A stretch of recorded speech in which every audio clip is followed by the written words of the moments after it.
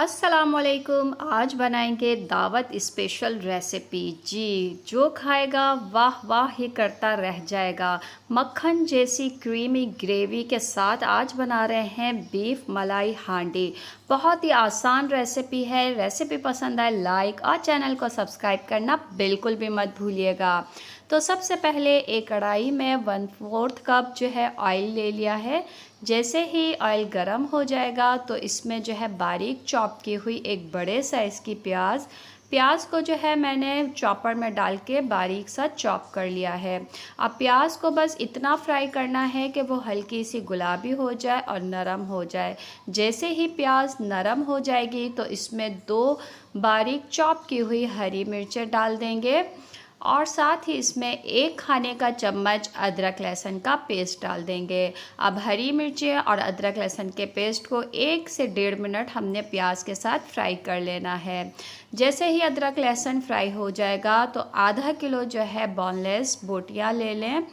Mutton beef जो जिसमें चाहें आप बना सकती हैं। अब गोश्त को जो है प्याज के साथ अच्छी तरह फ्राई करेंगे कि गोश्त का रंग जो है वो तब्दील हो जाए।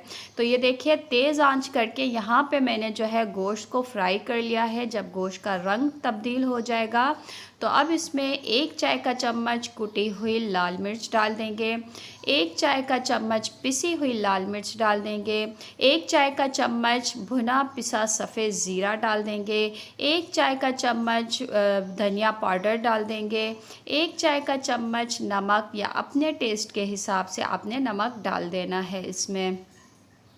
अब इन तमाम मसालों को गोश्त के साथ मिक्स करते हुए 1 मिनट मसालों के साथ इसको फ्राई कर लेंगे। जब मसाले फ्राई हो जाएं तो अब इसमें एक बड़े साइज़ का टमाटर का पेस्ट डाल देंगे। टमाटर को मैंने उबाल के छिलका पहले अलग कर लिया था और फिर ग्राइंडर में इसका पेस्ट बना लिया है। अब टमाटर के साथ इसकी भुनाई जारी रखेंगे। ये देखिए टमाटरों ने अपना पानी छोड़ा है। तो जब ऐसे हो जाए तो हमने गोश्त गलाने के लिए 1 गिलास पानी डाल देना है। आंच को कम कर दीजिए और हल्की आंच पे गोश्त को अच्छी तरह गलाने के लिए हमने रख दिया था। 30 से 40 मिनट के बाद ये देखिए पानी खुश्क हो गया है और तेल इस तरह से ऊपर आ गया है। और ग्रेवी चेक कीजिए क्या मज़ेदार सी नज़र आ रही है ग्रेवी। तो जब गोश्त अच्छी तरह से गल जाए तो आधा कप जो है अब इसमें फेंटा हुआ दही डाल देंगे। और यहाँ पे मैं आंच को जो है दरमियानी कर लूँगी क्योंकि दही का जो पानी निकलेगा हमने उस पानी को खुश्क कर लेना है। अब इसको हमने फ्राई करते हुए तकरीबन 3 मिनट हो चुके हैं। ये देखिए तेल हल्का हल्का ऊपर आने लगा है और दही का पानी खुश्क होने लगा है।